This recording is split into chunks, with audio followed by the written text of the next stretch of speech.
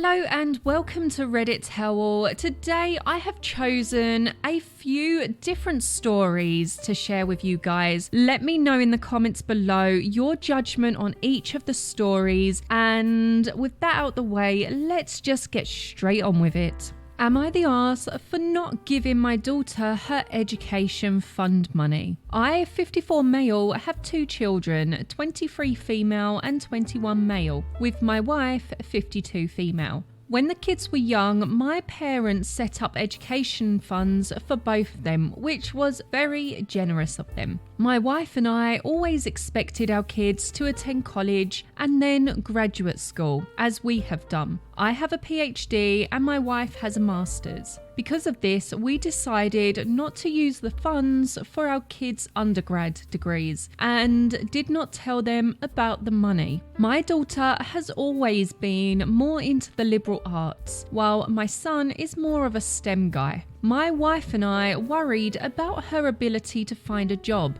but she insisted on studying music and film in college. She was accepted to some top schools and chose to attend a rather expensive one, but she had scholarships to cover almost all of her tuition. Everything else, plus living expenses, was her responsibility. She lived in a very small apartment, shared with friends in a not so nice area, far from campus. But she was fine and learned how to budget effectively. After graduating, she luckily found a job that doesn't pay extremely well, but she enjoys, and scrapped the idea of grad school. My son decided to do engineering, and he also expressed that he had no interest in grad school. My wife and I were disappointed, but accepted it since at this point he is already all set up with a very good job and he completes school. Since he did not receive as many scholarships as his sister, we decided to use his education fund to cover his tuition and living expenses. He was able to get a large and nice apartment of his own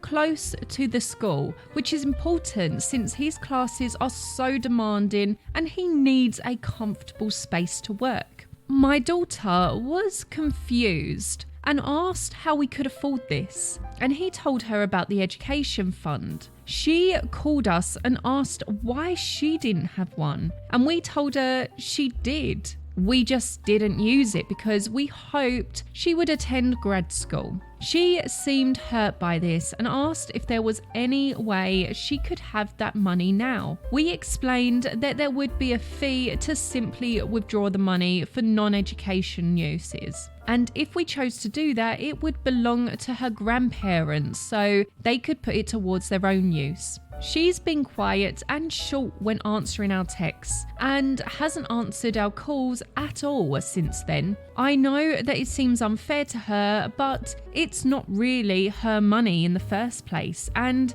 she's no longer in college. Plus, her brother only received it for educational purposes, and it wouldn't be right for her to just have it to spend now. Am I the arse? Update. I understand the consensus is that my wife and I are the assholes. I texted my daughter to ask if she wanted us to withdraw the money for her or what she wanted to do. This was her response.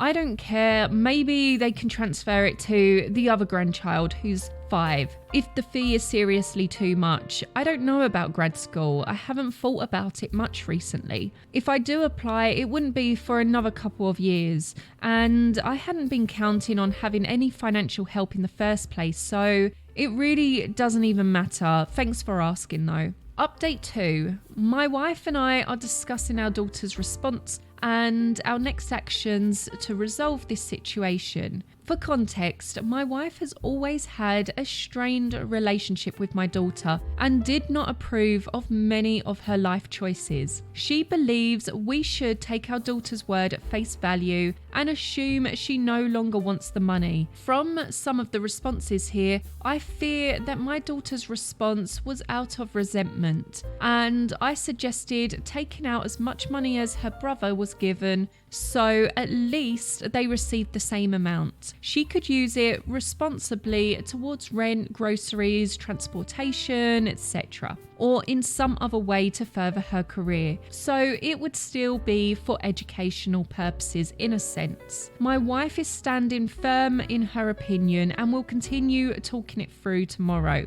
Many have asked about where my parents stand on this. At this point, they are not mentally aware enough to really participate in the discussion. They did know about our grad school stipulation and thought it was fine. They also knew that we took out some money for our son once we were certain he was not pursuing any advanced degree, and were fine with that as well. They said it was our decision as parents what to do with our daughter's fund, and they would support whatever we decided for her. It wouldn't be useful to ask them what to do with it now, but I have always said that whatever is unused will go back to their care. I have tried to call my daughter with no luck, which is why I sent the text, despite what many have said here. I hope that this does not end our relationship. Am I the arse for calling my sister cruel for her tattoo idea? Sis is 28, I'm 26 male. My sis N has always had a strained relationship with our parents, especially my mum. I am clearly not privy to the reason because things are fine with me and my parents. When N went to college, she met her creative writing professor as a freshman, and they got close immediately. They would do a lot together and worked closely on a few different writing projects. N never specifically said this, but it was obvious to anyone who saw them interact that they had a substitute mother/daughter type of relationship, which hurt my mum a lot to see. I always thought she'd grow out of it, or that the professor would move on, but 10 years later, they were still very close. About a month ago, the professor died unexpectedly, and it devastated N. She was really depressed over the holidays, which, of course, was all in front of my mum, and was a difficult reminder that N loved the professor as a mother way more than she ever loved my mum as a mother. She still talks to my parents and stuff, and they don't fight or anything, but N is very distant and doesn't tell them anything about her life beyond the bare minimum. My mum tried to comfort N, but N was doing her distant thing and didn't want comfort. Something unfortunate that happened to N is that when she got the call that she had died, she was brewing tea, and in the shock of the news, she spilled boiling water on her arm, which burned her kinda badly on her wrist. I think the burn was like on the borderline of 2nd and 3rd degree, and definitely still looked pretty rough during the holidays. N said it was especially hard because, in addition to the physical pain, every time she looks at it, she is reminded of the moment she found out the professor died, which I totally get. I was on FaceTime with N, and she said she talked to her tattoo artist friend who said that the burn should be able to heal well enough to get a tattoo over it. N then excitedly told me about her idea, which is a type of flower that the professor gave her a bouquet of for her undergrad graduation. My mum was so embarrassed that day because she didn't get N flowers, but the professor did. And N was parading them around so happy, and it was a reminder of their connection. I guess N and the professor exchanged these flowers for every special occasion like birthdays, etc. So now she wants to get a decent sized tattoo in a highly visible spot of something that will remind everyone of the professor. I told N that this seemed really cruel to my mum, who already feels cast aside and like she's in exile from N. And that's without the constant permanent reminder. N kind of scoffed and said, "I can't believe you think you have the right to tell me not to do this." Called me an arse and hung up, and is still not talking to me except for a very brief text saying, "Congrats for a promotion I just got." My parents aren't commenting. My dad said I should have just kept quiet, even though he agrees. And my mum made no comment but seemed grateful I stood up for her. I feel like I was just being protective of my mum. But am I the arse? Am I the arse for telling her to get over herself? I got a dog 2 years ago, Corgi, and she is very much so my sidekick. I've been with my fiance for 5 years. My fiance doesn't like the dog, but she is currently pregnant and experiencing massive migraines and has been snapping at everything. So every morning when I get up, I find my fiance already awake and at the table relaxing. As soon as I get out of the bed, my dog goes nuts. It's like super energy where she is running sideways, barking up a storm, jumping from the bed to the floor a million times, causing the apartment to shake because it's really old. And I will sit there and sing made up songs to her and just mess around with her. It is pretty noisy and I can be loud. It's just my way of interacting with my pet. I also have ADHD, so I'm fully aware that I can be ridiculously loud. And sometimes I simply forget to tone it down. My fiance has complained about it a few times, and I will absolutely try to tone it down for a while, but as messed up as it sounds, the second she stops complaining and it's out of sight, out of mind, I start doing it again. If I catch myself, I apologize immediately, but sometimes I don't even catch myself doing it. So she has been getting up earlier than normal because she says she needs peace and quiet away from you and the dog, because she can't hear herself think when we get up, and then she starts getting migraines and just being overall annoyed. But now she is complaining because I can sense her not in the bed anymore, probably after 20 minutes of her being gone and her warmth no longer there.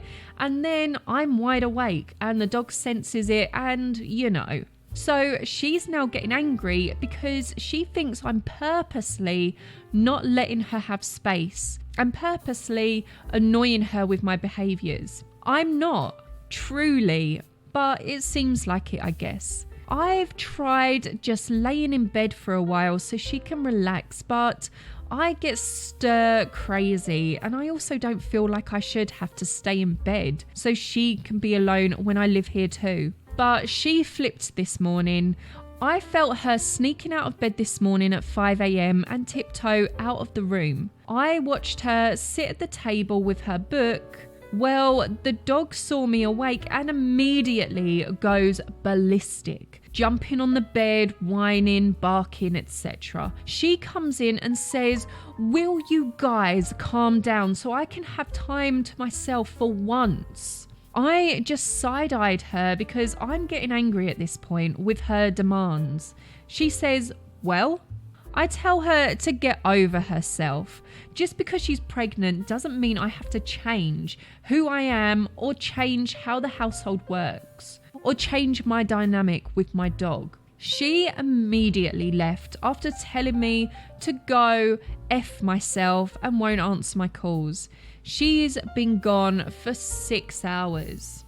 Am I the arse for telling my daughter that she can't expect me to do the hard things for her just because she doesn't want to do them? I have a 17-year-old daughter named Eva who is gay. She came out years ago, but honestly, before she ever said anything to me, she made it clear as a child that she wanted very little to do with boys. My half-brother James and I reconnected about 2 years ago. We knew of each other as children, but I didn't know for sure that he and I shared the same dad. We ended up doing a DNA test after our father died and confirmed that we were siblings. So now we've gotten to know one another again and we've been slowly introducing our families to each other. He has 2 kids that are just a few years younger than my daughter.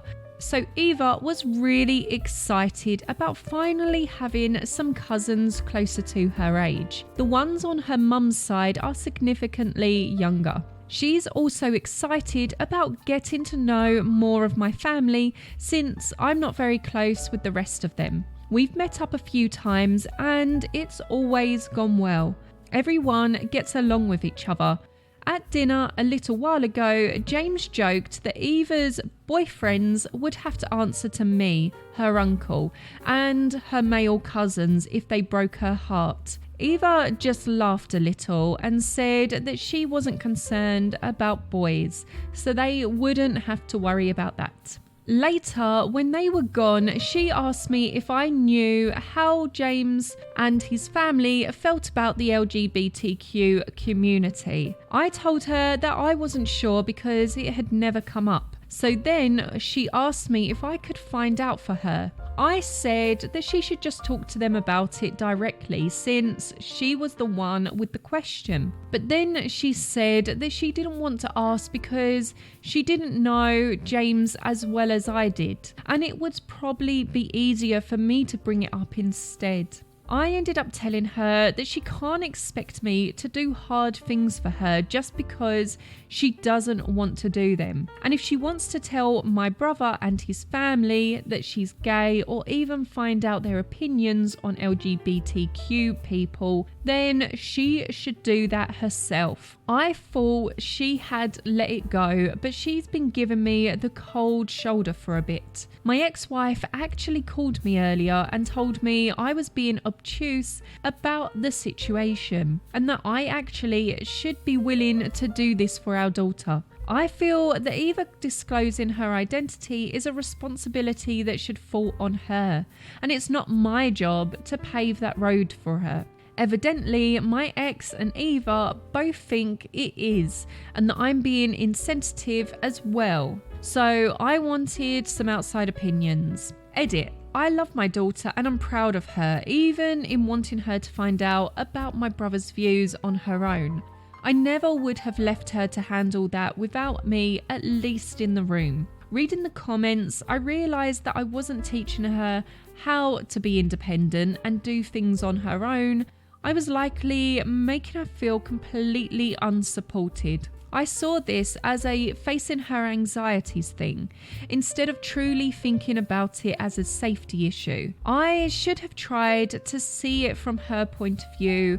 I recognise that and I will do more to learn in the future. I'm going to apologise to her and ask how she wants to go about this. Am I the arse for asking my roommate to keep her cat in her bedroom? I, 24 female, live with my girlfriend, 25 female, and a roommate, 23 female.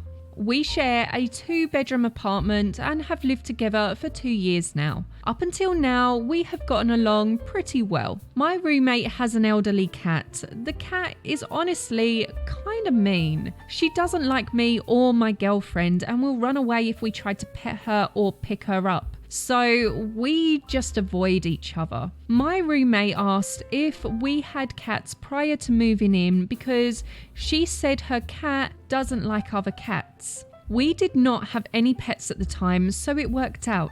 We did tell her that we might want one someday, to which she said we would have to revisit the issue if it came up. Well, my girlfriend and I have gotten to a place where we really want a pet of our own. We saw a kitten at the shelter and just fell in love with him. We got the okay from our landlord and brought him home last week. His name is Banana Pudding. Our roommate is furious with us. She told us that we were aware that her cat doesn't like other cats. I told her honestly that it's unfair for us to have to tiptoe around her cat and that we were allowed to have our own pets as long as the landlord is okay with it, which he is. She couldn't expect us to never get a pet or to cater to her cat's needs 24/7. The conversation ended there. Unfortunately, things have escalated because her cat hisses and swats at Banana Pudding just for existing. She is honestly pretty aggressive, which is a big issue in my opinion. Our kitten is very friendly and sweet and causes no problems. We asked our roommate that she keep her cat in her bedroom since she's elderly and aggressive. She refused